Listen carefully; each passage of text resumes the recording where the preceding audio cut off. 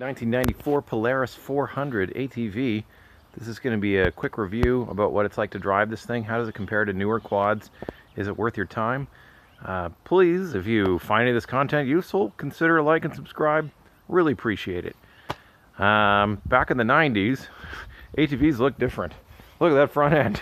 That is some 90s ATV right there. You say to yourself, this thing's not very cool looking. It's not very big. It's got little tires on there. What would I be interested in this for? Well, what you're interested in is that they're not that expensive and they ride great. What's the difference between this and a newer quad? Quite a lot. You got a 378cc two-stroke in here. It's got oil injection, which seems to work on this.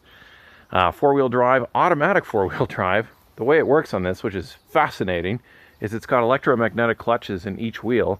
And so it's got a wheel speed sensor. Basically, if the rear spins, these electromagnetic clutches turn on. So it's always powered to the front. It's got two sets of wheel bearings in the front.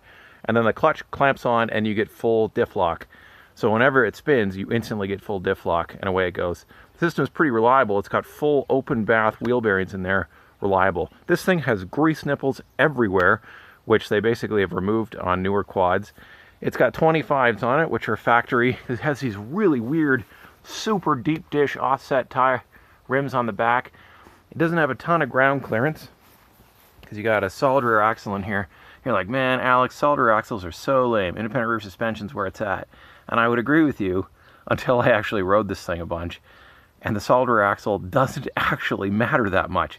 I rode this thing in deep snow against my friends. This is pretty much all against my friend's 2010 Polaris 800, which has a ton of ground clearance, big 26s, like tall ones. And we went through almost the same stuff. That guard underneath the chain there drags through the snow, but doesn't barely slow this thing down, partially because it's so light. You can lift the rear of this quad very easily because it's rated at 570 pounds. We figure it's almost 570 pounds wet. When you figure that a newer machine like my Thundercat or an 800 Polaris weighs over 800 pounds, this thing weighs nothing. And that's why it rides so well. We didn't even ride ATVs in the summer because they were so rough. It was terrible. We'd always be on the dirt bikes. This thing rides so nice in the summer. It has the lightest steering, very low steering effort. You didn't need no power steering back in the day when you've got such low unsprung weight and light steering this thing. It is so easy to ride. It's a smaller machine, but 38 horsepower and 572 pounds. This thing scoots along plenty. It's geared pretty low, so it doesn't have a ton of top end, but who really uses that anyways? Is it fast? I wouldn't say it's fast, but it sure isn't slow. It had lots of pull in the top end, and you can modify two-strokes very easily to make a ton of more power. Pretty reliable compared to a four-stroke in theory. How many controls? How many controls? You got no gauges? You don't need gauges. You need controls. You got idiot lights down here. That's all you need. Basic choke. This thing runs really nice. Now, I've done a huge amount of work to this. New struts in the front, which made a massive difference. Fixed all the cooling system and stuff, but it's fairly simple. You can still get parts for this, but I have to stress, again, how nice this thing rides. It looks old, and you can barely fit a winch in there, but it runs really cool. It's not great on gas. It's pretty bad, actually. It's got a small fuel tank. It's only got like 14 liters in there, but again, this contributes to the very low weight of this thing, which is why it rides so nice. Is it worth getting one of these? The problem is, this thing had been pretty used up. This is an old quad, had been used a lot. It had to have everything done, and I mean everything. It's got 3 chains on it. 3 chains, you say? You've got your drive chain to the rear, you got your drive chain that connects this to the front, and you got another one that connects the front differential to the mid shaft. Wow, it's a lot of chains, Alex. Yes, the chain broke on me one time, but other than that, decently reliable. At least you don't have a ton of U-joints exploding. I had all these drive shaft problems on my Cat 500. None of that with this. You know, they're great. I know you're not going to win any coolness awards up against your friends' brute forces and cool grizzlies, but man, you can get these things cheap, and they really are a really nice machine to ride. If you forgive the dated front end, which is totally functional, and you ride it like one that's in decent shape, that actually has struts that aren't totally blown and tie rods completely falling apart, those sorts of things which mine had, it's a great machine. I wasn't necessarily going to keep it. I was maybe going to sell it, get something newer, but now I'm totally sold on this thing. It's fantastic. Even though it doesn't have a ton of ground clearance, even though the wheels don't look that big, it's because it rides amazing, and it does virtually everything my friend's does.